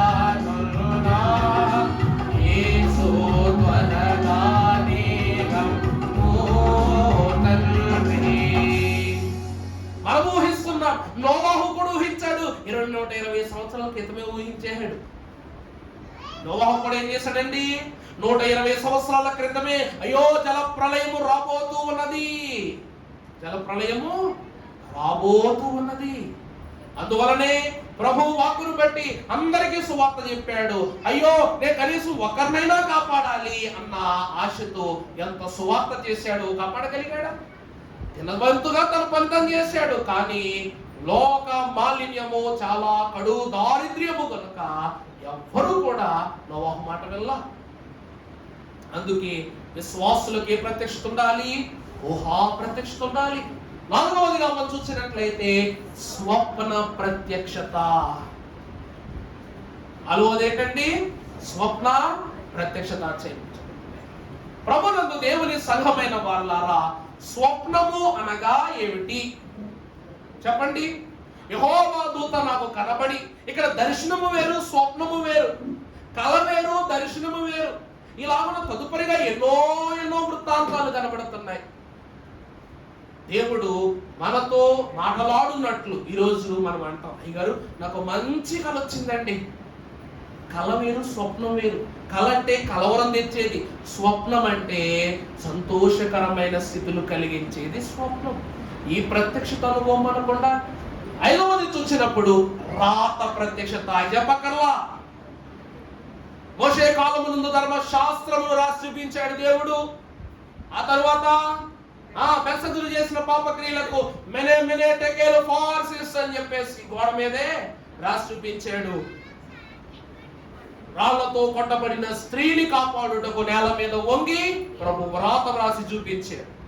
ప్రభు ఏమైనా రాశారు, ఏదో రాశారు, కానీ ఆ రాత చూచిన ఆనాడు ధర్మశాస్త్రాన్ని ఇశ్రాయేలును అనుసరించారు. ఆ తదుపరి బెల్షస్సరు తన యొక్క చెడుతనమును మానుకొని దేవాలయం క్షమించు అని దానియేలు దగ్గరికి వెళ్ళి దాని యొక్క ఉపకారం తెలుసుకుని ఏదేమైనా పాపంలో పడ్డాడంటే దాని శిక్ష అనుభవించక తప్పదు, అనుభవించాడు. ఆ తర్వాత రాళ్లతో కొట్టకు వచ్చిన వారికి ఈ స్థితిని కనపరచి దేవుడు ఏం చేశాడంట? వెంటనే రాళ్ళు పట్టుకున్న వాళ్ళందరూ కూడా వెనక్కి తగ్గిపోయిన కారణం ఏంటంటే ఆయన వ్రాసిన వ్రాతను చూసి వారిలో ఏం కలిగింది? పశ్చాత్తాపం కలిగింది. రాత ప్రత్యక్షత. తర్వాత జ్ఞాన ప్రత్యక్షత. 40 ఏళ్ళు రోగములు లేని, సంతుష్టి కలిగిన, సమాధానము కలిగిన రాజ్యాన్ని పరిపాలించడానికి తన తండ్రి అయిన దావీదు వేసిన పునాదిని 40 సంవత్సరాలు సుదీర్ఘముగా పరిపాలన చేశాడు దావీదు సొలొమోను మహారాజు. యెహోవా చేత జ్ఞానాన్ని సంపాదించుకుని. అవునా కదా? యెహోవా వచ్చి నీకేం కావాలబ్బా అని అడిగితే, ప్రభువా నీ ప్రజలని ఇశ్రాయేలును పాలించగలిగే, వారించగలిగే, జ్ఞాన శుద్ధి చేత నింపగలిగే జ్ఞానాన్ని నాకు ఇవ్వన్నాడు. 8వది చివరిది ఏమిటండి? వీటన్నిటినీ మనము చూసినట్లయితే ఈ 6 కన్నా ప్రాముఖ్యమైంది. సంఘము ఆచరించవలసింది వాక్య ప్రత్యక్షత. మనకు ఉండవలసింది ఏంటండి? అందుకే నీ వాక్యమే జ్ఞానం. వాక్యం చదివిన వానికే రాత. ఇది రాత ద్వారా ఇచ్చిందా లేదా? ఆ వాక్యమే శరీరధారి అయి కృపా సత్య సంపూర్ణునిగా 40 మంది ప్రవక్తల యొక్క హత సాక్షుల వరస, పరమ భక్తుల యొక్క యోచన, దేవదేవుని యొక్క యాచన, సంఘము యొక్క అనుసరణ అన్ని ఇమిడి ఉన్న పరిశుద్ధ గ్రంథమే ఈ రాత. ఇక పైకి వెళ్తే స్వప్నము. వాక్యం చదువుకుంటే స్వప్నాలు ఎట్లా వస్తాయి? వాక్య ధ్యానము లేకుండా, వాక్య అనుభవం లేకుండా స్వప్నం ఎక్కడి నుంచి వస్తాయి? ఇక పై నుండి ఊహ. ఊహించిన వారు భక్తులు అందరూ కూడా ఎక్కడున్నారు? వాక్యంలోనే ఉన్నారు. ఇలాగున ప్రియులారా, ఈ 7 ప్రత్యక్షతలు ఉంటేనే వధువు సంఘములోనికి మనం ప్రవేశించగలం, రాకడ భాగ్యములోనికి ప్రవేశించగలం. అలా వెలుచున్న మనకు దేవుని యొక్క వాక్యము సెలవిస్తున్న సత్యం ఏమిటంటే, వాక్యం చదువుకుందాం. పరిశుద్ధ గ్రంథములో 1 తిమోతికి రాసిన పత్రిక 3వ అధ్యాయం 17వ వచనం మనం చదువుకున్నట్లయితే, ఆయనను మొదటి 3:15 అంతే అమ్మా. నేను ఆలస్యము చేసిన ఎడల అనగా జనులు ఎలాగు అంటాం కన్నా అక్కడ బ్రాకెట్ లో మాట రాశాను అమ్మా. జనులు ఎలాగు, జనులు ఇవనే మాట తీసేసి నీవు ఎలాగు ప్రవర్తింపవలెనో అది నీకు తెలియవలెనని ఆ సంఘము, ఈ సంఘము ఏ సంఘము? ఈ వధువు సంఘము సత్యమునకు. ఏ స్తంభమో తెలుసా? దీపస్తంభం. ఏమిటండి? దేవుడు తన చేత, కుడి చేత 7 నక్షత్రములను పట్టుకున్నాడు. సువర్ణమైన 7 దీపస్తంభములు ప్రభు ఎదుట వెలుగుతున్నాయి. ఈ 7 దీపస్తంభములు ఏమిటి తెలుసా? ప్రకటన గ్రంథముల ప్రారంభములో ప్రభు మనకు సెలవిచ్చిన 7 సంఘములు. ఆ 7 సంఘములకు గుర్తుగా చివరి వచనం చదువునా? ప్రకటన గ్రంథం 1వ అధ్యాయము చివరి వచనం చదువు. ఉన్న వాటిని వీటి వెంట కలుగబోవు వాటిని అనగా చూడండి, నా కుడి చేతిలో నువ్వు చూస్తున్న 7 నక్షత్రములు మర్మమును 7 సువర్ణ దీప స్తంభములను ఆ 7 నక్షత్రములు. అవునోయ్, ఈ 7 నక్షత్రములు 7 సంఘములకు. అంటే దేవుడు 7 దూతలైనటువంటి వారిని 7 సంఘములకు 7 నక్షత్ర కాంతులకు ప్రతీకగా అక్కడ బయలుపరుస్తున్నాడు. దీప స్తంభమును మనము చూసినట్లయితే ప్రియులారా, ఇక్కడ మీరు దూత దూత అని బాగానే మాట్లాడుకుంటున్నాం. అసలు మనం అసలు అంశంలోనికి వెళ్ళిపోతే ఈ యొక్క 2 ఒలీవ చెట్ల మధ్య దీపస్తంభం ఉంది. అసలు దీపస్తంభం అంటే ఏంటి? ఇప్పుడు చెప్పాను కదా, సత్యమునకు స్తంభము. సంఘము సత్యమునకు స్తంభమని. సంఘము అంటే దేవుని యొక్క మందిరం. అక్కడ ఉందా లేదా? 7 సంఘములు అని రాయబడింది కదండి. 7 నక్షత్రములు, 7 సంఘములు, వాటికి గల దూతలు. ఈ 7 ప్రజ్వలించుచున్న దీపములు 7 సంఘములు అనగా ఈ దీపస్తంభము దేవుని మందిరమునకు సాదృశ్యమై ఉన్నది. అతి పరిశుద్ధ స్థలములో దీపస్తంభాన్ని పెడితే ఈ దీపస్తంభము యొక్క కాంతి ఎవరిని బలపరుస్తుందంట? పరిశుద్ధ స్థలములో ఉన్న సంఘాన్ని బలపరుస్తుందంట. 7 సంఘములను పురికొల్పిన దేవుడు 7 దూతలను ఏర్పాటు చేశాడు. ఈ యొక్క 7 మందిరములకు 2 పెట్టాడంట. ఎవరండి? 2 ఒలీవ చెట్లు పెట్టాడంట. ఎవరండి 2 ఒలీవ చెట్లు? చెప్పండి. అన్నన్న మోషే, ఏలియా. అంతేనా? సరే, వాక్యము ద్వారా భక్తుడు ఏమంటున్నాడో చూద్దాం. వాక్యము ద్వారా జకరియా భక్తునికి యెహోవా దూత చెప్తుంది, ఈ 2 ఒలీవ చెట్లు మోషే ఎలియాలు మాత్రం కాదంట. అర్థమైందా అండి? వాక్యం చదువుకుందాం, కొంచెం ముందుకు వెళదాం. చదువు నాన్న. జకరియా గ్రంథం 4:11. దీపస్తంభమునకు ఇరు ప్రక్కలను గల ఈ 2 ఏమిటివనియు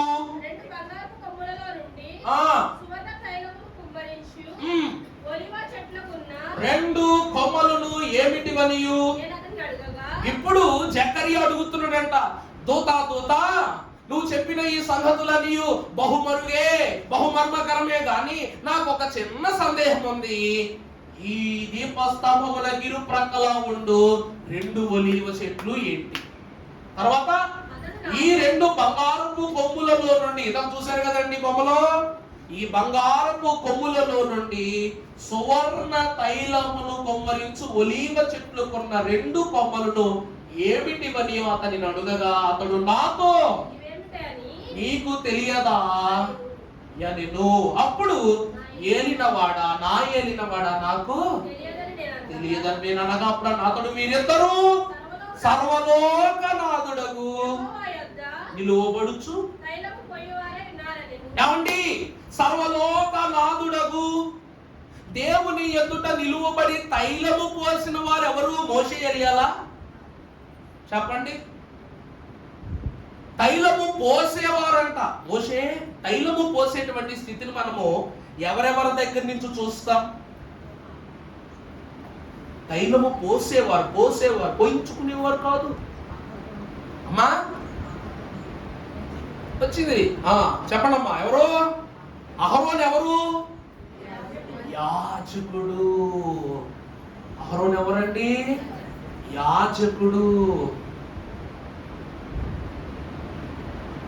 దేవుని ప్రియబిడ్డలారా, ఈ 2 ఒలీవ చెట్లు ఏమిటి తెలుసా? ఈ 2 ఒలీవ చెట్లు ఎవరో తెలుసా? అభిషేకింపబడినటువంటి వారు, తదుపరి కాలములకు అభిషేకమును పెంపార చేసుకున్నవారు. మీకు అర్థమయ్యేలా చెప్తారు, మీరు నా వైపు తెల్లమొక్కలు చూడబాకండి. మొదటిగా మోషే మహాభక్తుడు అహరోను వంశమునకు తొలి అభిషేక యాజకత్వము చేసిన తరువాత అహరోను వంశమే సర్వమును అభిషేకిస్తుంది. అర్థమైందా? అంటే యెహోవా సన్నిధి చేరు వరకు యాజకులకు ఏమివ్వబడి ఉన్నది? అభిషేకించగలిగే అధికారం ఇవ్వబడి ఉంది. అక్కడ రాశారు లేదా? సర్వలోకనాథుడగు యెహోవా నిమిత్తం అభిషేకించే అధికారం వీళ్ళకి ఇవ్వబడి ఉంది. అవునా కదా? మరి మోషే అహరోనును ఒక్కడిని అభిషేకించాడు కానీ ఇంకెవరిని అభిషేకించినట్టు ఎక్కడెక్కడ ఉంది? లేదు. కానీ మొదటిది యాజక వంశం. మొదటి వృక్షం దేనికి గుర్తండి? యాజక వంశం. రెండవది ఎవరు అనగా రాజ కుటుంబం. సమూయేలు మహాభక్తుడు ఆ కాలమున దావీదును ఏ తరుణమున అభిషేకం చేశాడో ఆ తరుణము నుండి దావీదు వంశములో నుండి యేసుక్రీస్తు ప్రభు వరకు యూదుల రాజు నిమిత్తము మనమందరము క్రీస్తు రక్తము చేత ఏమవుతూ ఉన్నాం? మనం ఆయన పేరు పూయబడిన పరిమళ తైలము వంటిది. అనగా రాజ కుటుంబీకులమైన మనము దేవుని తైలము సారముతో అనునిత్యం అభిషేకింపబడుతున్నాం. కానీ లెక్క ప్రకారంగా ఈ ఇద్దరు ప్రభు నిమిత్తం కాదు, యెహోవా ప్రక్కన ఉన్నారంటారు. కాబట్టి ఈ దీపస్తంభము మందిరము అని మీకు చెప్పాను. ఈ మందిరమును అభిషేకించుటకు పుట్టిన ఒలీవ మొక్కలు వీరు. వీళ్ళెవరనగా మొదటి వ్యక్తి జెరుబ్బాబెలు, రాజ కుటుంబీకుడైన జెరుబ్బాబెలు.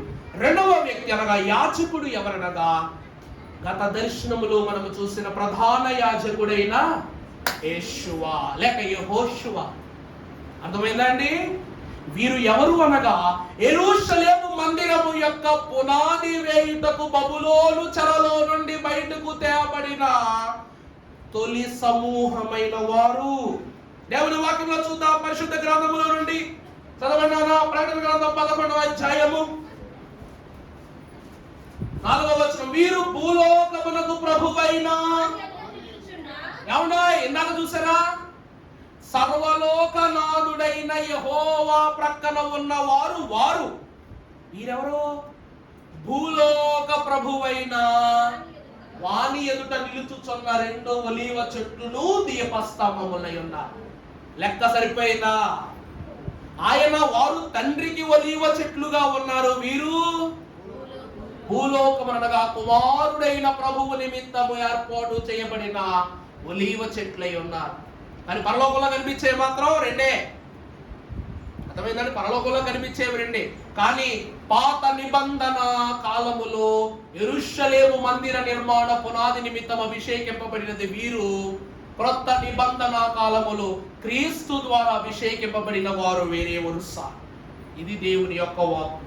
ఇందులో మనము చూసినట్లయితే తర్వాత చూడండి, అనగా మొదటి ప్రధాన యాజకుడు చూడండి, ఆ 2 ఒలీవ చెట్లు ఆ దీప స్తంభములకు సారమునిస్తూ ఉండ మనం చూస్తున్నాం.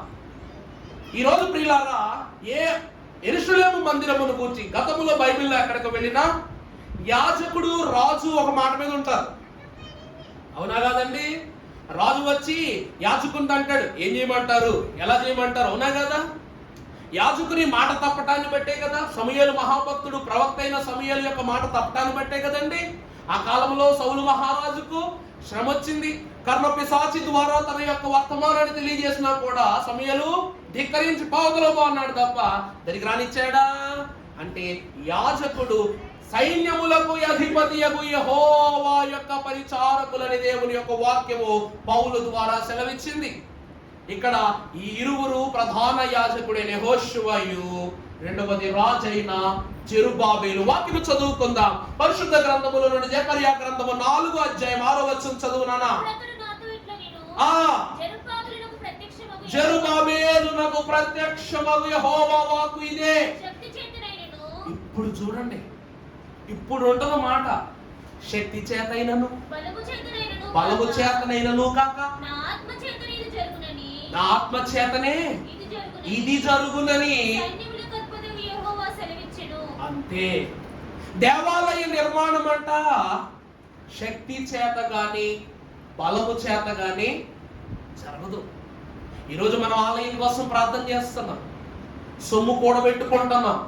నిజముగా ప్రియులారా, మన దగ్గర ₹1,00,00,000 ఉన్నా కూడా పునాది వేయాలంటే దేవుని ఆమోదం లేకుండా జరిగే పక్కదాలు ఉన్నాయి ఎక్కడైనా?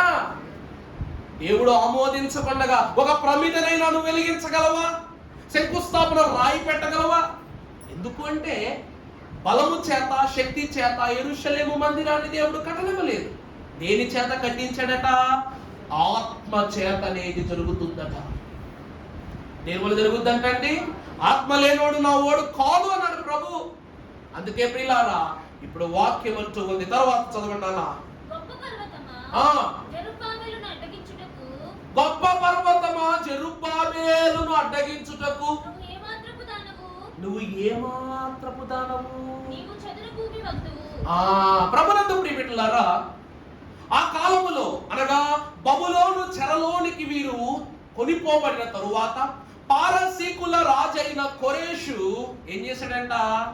ఆ బబులోను చెరలో నుండి వారిని విడుదల చేసి, ఆ విడుదల చేయగా తొలి సమూహములో బయటకు వచ్చిన లేవి వంశస్థుడు యెహోషువ అయితే, మొదటిగా అందులో నుండి బయటకు వచ్చిన రాజకుటుంబీకుడు జెరుబ్బాబెలు. చెప్పానుగా, జెరుబ్బాబెలునకు యెహోవా ప్రత్యక్షమై చెప్పిన వాక్కు ఇదే. ఏమిటంటే యెరూషలేము యొక్క మందిర పునాది వేయటం. మొదట్లో చెప్పానా లేదా మీకు? కొలనూలుగు చెప్తున్నప్పుడు ఏమని చెప్పాను? ఇశ్రాయేలు ప్రజలైన వారు, లేవీలైన వారు సన్నద్ధులను చేసి 50,000 మంది లేవీలను వదిలిపెట్టాడు.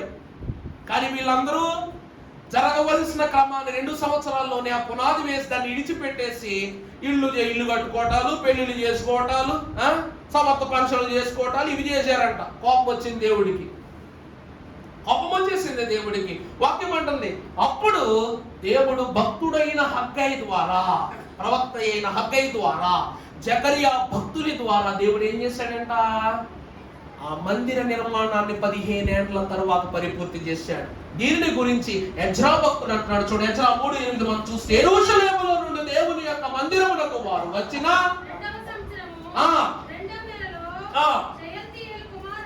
జెరుబ్బాబెలును యెజాదాకు కుమారుడైన యెషువయును చూసారా, బబులోను చెరలో నుండి వీరు విడిపింపబడిన తరువాత యెరూషలేమునకు వచ్చిన వారందరూ ఏం చేశారు చెప్పండి? అంటే అప్పుడే పునాది వేయబడినట్లుగా వాక్యం చెప్తూ ఉంది. మనం అర్థమైందండి? మరొక చదువునానా? ఆరంభించి 20 సంవత్సరములు మొదలుకొని 7 గల లేవీయులను యెహోవా మందిరము యొక్క పనికి నిర్ణయించారన్నమాట. 20 ఏళ్ల వయసు పైబడిన యవనస్తులను వారిని యెహోవా మందిరం నిర్మించడానికి దేవుడు ఏర్పరచుకున్న వారై ఉన్నారు. కానీ ఇందాక చూసారా, గొప్ప పర్వతము అనే మాట వచ్చింది చూసారా? ఆ గొప్ప పర్వతం ఎవరో సాతానే. సాతానే గొప్ప పర్వతమా? చదువునన్న మాట చదువు ఒకసారి.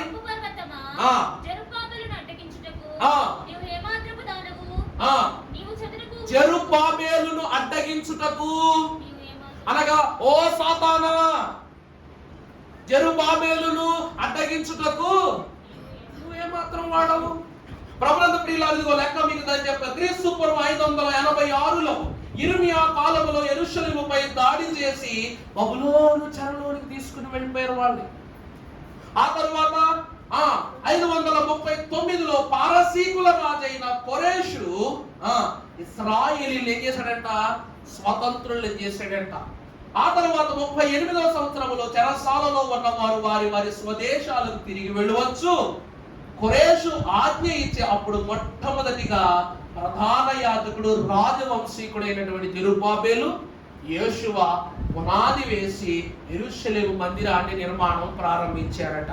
ప్రభునందు ప్రియులారా, అంటే ఇక్కడ వాక్య ప్రకారం చూస్తే దేవాలయ నిర్మాణము యెజ్రా గ్రంథం 5వ అధ్యాయము మొదటి 2 వచనాలను గురించి ప్రస్తావిస్తే ముగింపు ఎక్కడ ఉందని చెప్పండి? చూసారా, 6:14లో ముగింపు సూచన. ఈ విషయం చదవవద్దు కానీ రాసుకోండి అంతే. దేవుని ప్రియబిడ్డలారా, ఇలాగున కాస్త మనం ముందుకు వెళ్తే ఇక్కడ దేవుడు అంటున్నాడు, యెహోషువ రాజైన జెరుబ్బాబెలునకు ఈ రీతిగా ధైర్యాన్ని ఇస్తున్నాడు. ఈ మందిరాన్ని కట్టేటప్పుడు మందిరమునకు మీరు చూసారుగా, ఈ దీపస్తంభమునకు 2 బంగారపు గొట్టాలు ఉన్నాయి. ఆ అందులోంచి ఏమొస్తుందంట? తైలం వస్తుంది. తైలం ఏమిస్తుంది? ధైర్యాన్ని ఇస్తుంది. తైలం ఏమిస్తుంది? బలాన్ని ఇస్తుంది. తైలం ఆరోగ్యాన్ని ఇస్తుంది. అభిషేకించు దైవజనుడు రాజుకి ఏమిస్తున్నాడంట? ధైర్యాన్ని ఇస్తున్నాడు. ఎలాగా? చదువునన్న హగ్గయి గ్రంథం 2:4. ఆయనను యెహోవా ఆజ్ఞ ఇచ్చినది ఏమనగా, జెరుబ్బాబెలు ఏం చెయ్యి? ధైర్యం తెచ్చుకో. యెహోజాదాకు కుమారుడు యెహోషువ ధైర్యం తెచ్చుకో. దేవుడు ఇద్దరికి ఏమిస్తున్నాడంట? ధైర్యాన్ని ఇస్తున్నాడంట. నేను దేవుడు ఎంత గొప్ప క్రియ చేస్తాడు చూసారా? నేను మీకు తోడుగా ఉన్నాను. ఇదే సైన్యములకు అధిపతి యెహోవా వాక్కు. ప్రభువునందు సంఘమైన వారలారా, దేవుని మందిరము కట్టడానికి పునాది వేసినప్పుడు ఆ రోజు దావీదు మహాభక్తుడు కూడా అన్ని సిద్ధపరచుకుని ఆలయం కడతానంటే, దావీదు వద్దు, నీ చేత నేను ఆలయ నిర్మాణము జరిగించటానికి నేను ఆశించటంలా, నేను ఆశపడుతుంది నీ కుమారుని ద్వారా జరిగించాలని. అంతే, దేవుడు నా చేత కట్టించనన్నాడు కదా, ఎందుకులే మరి ఎందుకు ప్రయాసపడిపోయి ఇన్ని సామాగ్రిలు ఎంతమంది పనులు నేను మాట్లాడటమని దావీదు అక్కడితో వదిలేశాడా? నా దేవుడు నా కుమారుడితో కట్టించుకుంటానన్నాడు కాబట్టి తనకు అవసరత కలిగిన ప్రతి స్థితిని కూడా నేను ఏర్పాటు చేయాలని దావీదు పని పూనుకున్నాడు. దేవుని వాక్యం అంటుంది ఏమిటంటే, అబ్రహాముకు తోడై ఉన్న దేవుడు, ఇస్సాకుకు తోడై ఉన్న దేవుడు నీకును నాకును కూడా ఏమై ఉన్నాడు? తోడై ఉన్నాడు. జెరుబ్బాబెలు ధైర్యం తెచ్చుకో, యెహోషువ ధైర్యం తెచ్చుకో, పనివారలారా ధైర్యం తెచ్చుకోండి, నేను మీకు తోడై ఉన్నాను. ఇదే సైన్యములకు అధిపతి యెహోవా వాక్కు. ఇప్పుడు చూడండి, చెప్పానుగా 4:7లో, గొప్ప పర్వతమా జెరుబ్బాబెలు అడిగించుటకు నీవు ఏమాత్రం దానవు, నీవు చదును భూమి వదువు.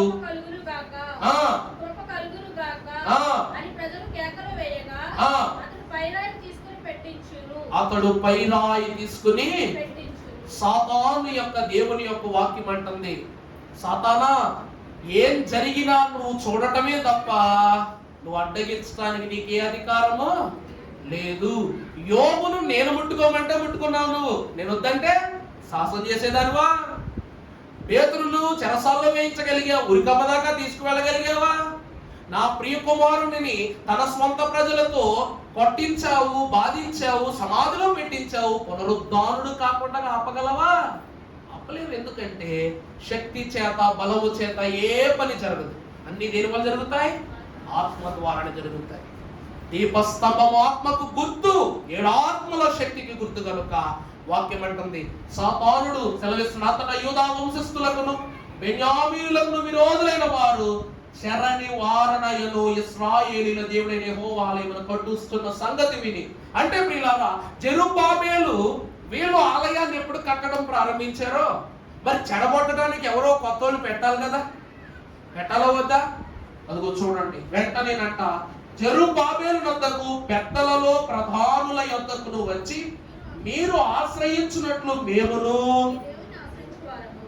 వీళ్ళంట వచ్చి మీరు ఆలయం కడుతున్నారు కదా మేము చెయ్యేస్తాం, మీరు పని జరిగిస్తున్నారు కదా మేము సహకరిస్తామని వచ్చి వారిలో వారు ఏం చేశారంట, శోధనలు పెట్టి అధికారులను పురికొల్పి ఏం చేస్తారు, దేవాలయం నిర్మాణాన్ని ఆపేశారు. అవునా? ఇప్పుడు మనకు ఎమ్మెల్యే గారు రోడ్డు కాంట్రాక్ట్ ఇచ్చారనుకోండి, మన ఊరికి కాంట్రాక్ట్ ఇచ్చారనుకోండి, ఈ కాంట్రాక్ట్ ఇచ్చిన తర్వాత కాంట్రాక్టర్కి మనకి ఉండదు అనమాట లింక్.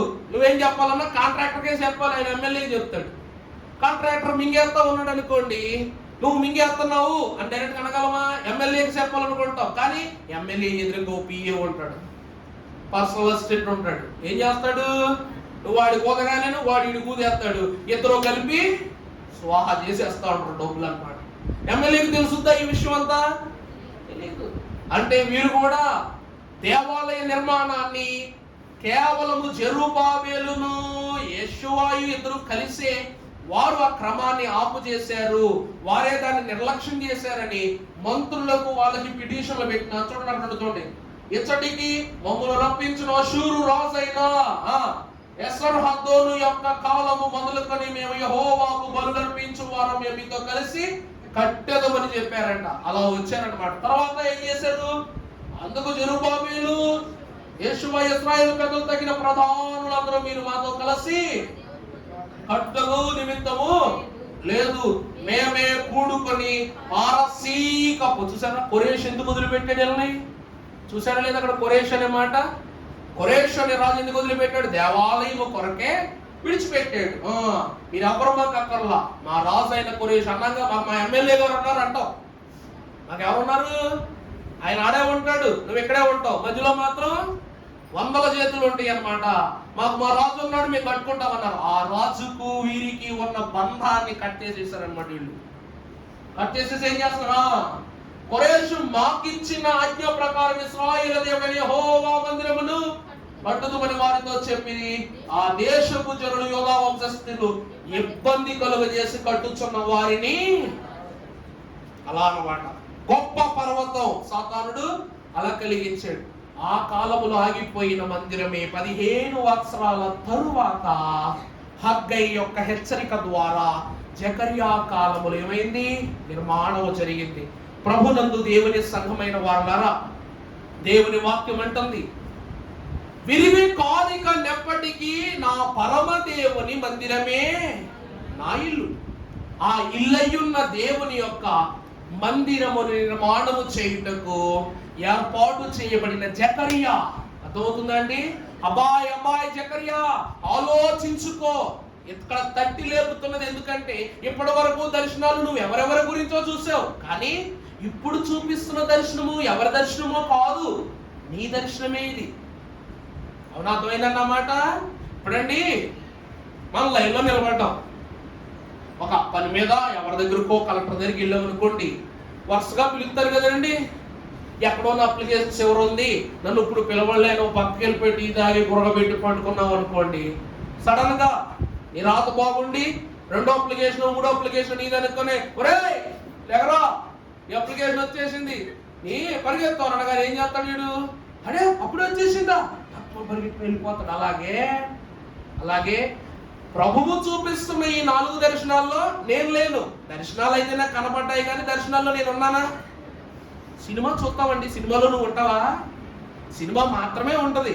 కానీ ప్రభువు చూపించే 5వ దర్శనంలో హీరో నువ్వే అంటున్నారు, కథానాయకుడు నువ్వే అంటున్నారు, పాత్రధారి నువ్వే అంటారు. అందుకే కళ్ళు పెద్దవి చేసుకుని చూడు, మనసు పెద్దది చేసుకుని విను, చెవులు తేటగా చేసుకుని నా యొక్క మాటలను విను అని యెహోవా దూత ఈ సంగతులు చెప్తూ ఉంది. అంటే ఈ దేవాలయ మందిరములో జెరుబ్బాబేలు యొక్క స్థానములోని కనుక రాజైన జెరుబ్బాబేలు స్థానములోనికి, అలాగనే ప్రధాన యాజకుడైన యేషువ యొక్క స్థానములోనికి ఎవరెవరు వచ్చారంట? ప్రవక్త అయిన హగ్గై, జకర్యా, వీరు ఇరువురు చేర్చబడ్డారంట. అందుకే నేను ఆ కాలంలో జెరుబ్బాబేలుకు ముందే చెప్పాను, ఇప్పుడు నీకు చెప్తున్నాను అంటారు. అవునా కదా? 15 సంవత్సరాల క్రితం ఎవరికి చూపించాను? నేను జెరుబ్బాబేలుకు చూపించాను. ఎక్కడ? బబులోను చెరలో, కొరేషు ద్వారా. ఈ రోజు ఇదిగో ఈ అషూరు రాజు అయినటువంటి వాని ద్వారా చెడినటువంటి దేవాలయాన్ని నిర్మాణము చేయుటకు మరలా నీకు బయలుపరుస్తున్నాను. ఇక్కడ కట్టించవలసింది నువ్వే. ఆ 2వ ఒలీవ చెట్టు ఎవరు? నువ్వే అని ప్రభువు చెప్తూ ఉన్నారట. అందుకే ప్రియబిడ్డలారా, దేవుని ఆలయమునకు తైలము సారం. గతములో మీకు వాక్యము చెప్పినప్పుడు 1000 ఏండ్ల పరిపాలన గురించి చెప్పినప్పుడు చూసారా, దేవుడు నా చెయ్యి పట్టుకుని పరలోక ద్వారము గుండా నన్ను అలా ఇలా తీసుకుని వెళ్ళినప్పుడు ఉత్తర ద్వారము యొద్ద నిలిచి ఉన్న నా మోకాలు లోతుకు తైలము యుండుట నేను చూచి తిని అన్నారు. చూసారా? దేవుని మందిరం చుట్టూ ఏముంటుందంట? అనగా దేవుని పేరు ప్రజ్వలిస్తూ ఉంటుందట. అందుకే దేవుని సంఘమా, ఈ 2 ఒలీవ చెట్లు దేవుని మందిరమునకు సువర్ణమైన దీపస్తంభము యొక్క ఆత్మీయతను వెలిగించే స్థితి ఉన్నది. యాజకుడు ఎప్పుడు సంఘమునకు ఎలా ఉండాలి? సంఘాన్ని వెలిగించేవాడై ఉండాలి. నాయకుడు ఎప్పుడు ఎలా ఉండాలి? సంఘాన్ని దేవునిలో జ్వలింపజేసే ఆత్మలుగా తీర్చిదిద్దేవాడై ఉండాలి. కనుక యేసుక్రీస్తు ప్రభువు యాజకుడు, రాజు కూడా. అవునా కదా? యేసు అనగా రక్షకుడు. రక్షించేవారు ఎవరు? రాజే కదా. తర్వాత క్రీస్తు అనగా అభిషిక్తుడు, అభిషేకించుటకు మన మధ్యకు వచ్చిన ప్రభు. అందుకే పాత నిబంధనలో వీరిరువురు ఉంటే, క్రొత్త నిబంధనలో రక్షకుడును యాజకుడును ఇరువురు ఏకతత్వమును కలిగిన ప్రభువు దేవాలయములోనికి ప్రవేశించి, నా తండ్రి మందిరాన్ని మీరు దొంగల గుహగా మార్చారు, బయటకు పొండవతలకు అని చెప్పేసి కర్ర తీసుకుని ప్రభు అందరినీ కూడా బయటికి నెట్టేశారు. కారణం ఏంటి తెలుసా? యెరూషలేము మందిరమును శుభ్రపరచుటకు ఆనాడు వీరిరువురు తండ్రి కాలము దాటి కుమారుని కాలములో యెరూషలేము మందిరము యొక్క చెడు క్రియలను తొలగించుటకు కుమారుడును ఈ కాలమున పరిశుద్ధాత్మ ప్రమేయము చేత, ఆత్మ బలము చేత దేవుని మందిరమన్న హృదయ ఆలయమును శుభ్రపరచుటకు వధువు సంఘమును దేవుడు ఏర్పరచుకున్నాడు గనక, అందుకే అంటనుచు ఉన్నది, వరుడు వధువు ఒకటే గనుక వీరిరువురికి ఏం లేదు, విరివి అనగా వేరు అనేటువంటి తలంపు లేదంటుంది గనక ప్రభువు ఈ వాక్యమును పరిశుద్ధపరచబడుతున్న తైలము చేత జ్వలించుచున్న దీపస్తంభము యొక్క కాంతి వలె దేవుని మందిరములో వెలుగుచున్న మనందరకును కాంతి గల ఒలీవ మొక్కల వలె చిగురించగలిగే భాగ్యము పరిశుద్ధ స్థలములో మీకు, ప్రజ్వలించు భాగ్యములో అతి పరిశుద్ధ స్థలములో పని చేయుచున్న సేవకుడనైన మాకు ఇరువురికి నీ ఆత్మ కాంతిని ప్రకాశింపజేసి దీవించును గాక. పరిశుద్ధుడా మహోన్నతుడా నీకనేక వందనములు. కాలములు సమయములు తండ్రి స్వాధీనమునందున్నవని సెలవిచ్చిన దేవా, ఈ కాలమున ఈ సమయమున నీ స్వాధీనమునందు బోధించిన ఈ పావన వాక్కులను ఈ బిడ్డలైన వారి హృదయములో ఫలింపజేసి ఆత్మసారముతో ప్రతి ఒక్కరిని నింపి దీవించి యెరూషలేము మందిరము యొక్క కాంతిని, పరిశుద్ధ శాంతిని, ఆత్మశుద్ధిని పేరు పేరున వచ్చిన వారికి దయచేసి వాడవారక నిత్యము నిలుచు ఒలీవ మొక్కల వలె చిగురింపజేసి ఎప్పటికీ మాసిపోని బంగారముగా తండ్రిని బిడ్డలను నీ సన్నిధిలో ప్రతిష్ఠించమని, పరలోక ప్రతిష్ఠితులను చేయుటకు ఇహమందు సందర్భముగా మమ్ములను పునాది వేసిన యేసు నామమున మిక్కిలి వినయముగా బ్రతిమలాడి వేడుకొనుచున్నాము తండ్రి. ఆమేన్. ప్రభు దీవించి ఆయనే మహిమ పొందును గాక. మరణాత.